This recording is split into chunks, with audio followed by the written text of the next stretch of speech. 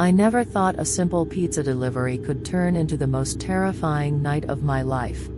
It started like any other shift, just me, my car, and a stack of hot pizzas ready to be delivered. I worked at a small local pizza joint, nothing fancy, but it paid the bills. Most deliveries were quick, easy, and uneventful.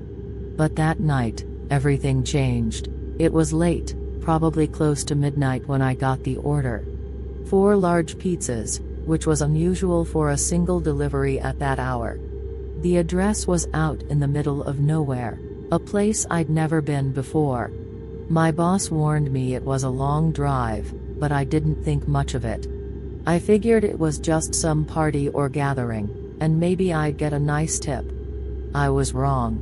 The drive itself was already unsettling. The roads were narrow, winding, and mostly dirt. The kind of roads that make you second-guess your GPS.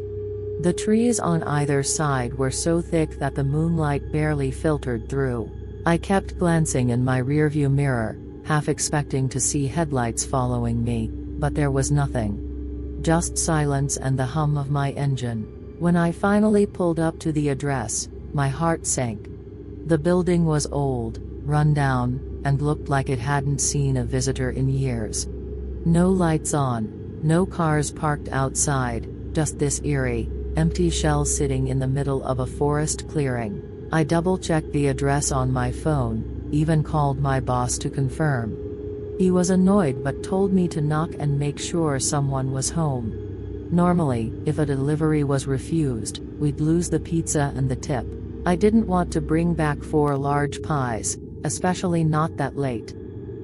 I grabbed the pizzas, took a deep breath, and stepped out of the car. The air was cold and still, the kind of silence that presses down on you. I walked up to the front door, which was old and wooden, with peeling paint and no doorbell. I knocked hard, hoping someone would answer. Nothing. I knocked again, louder this time, and called out, "Pizza delivery." My voice sounded small and weak in the vast emptiness. Just as I was about to give up, I heard a faint rustling from inside. My heart jumped. I knocked again, more urgently, and shouted, "Hey, I've got your pizzas." The rustling stopped. Silence. Then, I saw it, a pair of eyes staring at me through a grimy window. They were wide open, unblinking, and filled with something I couldn't quite place. Fear.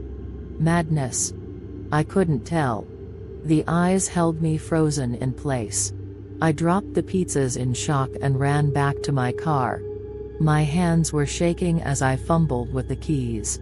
The engine wouldn't start at first, and I swear I heard footsteps behind me. When the car finally roared to life, I slammed the door shut and locked it. I looked back at the building, and the eyes were still there, watching me. A slow, chilling smile spread across the face behind the glass. I tried to drive away, but the car jerked violently. I pulled over and got out, dread creeping up my spine. All 4 tires had been slashed.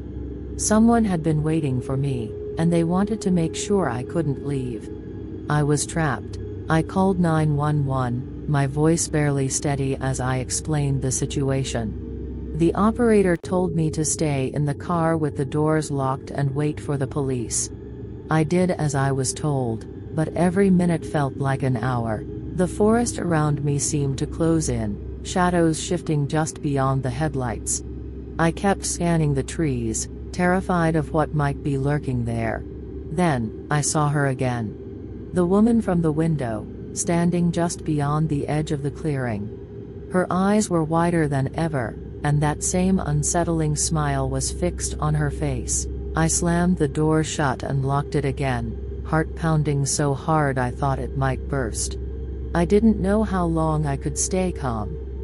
I tried to stay quiet, barely breathing, as I waited for the sound of sirens. When they finally came, it was like a wave of relief crashing over me.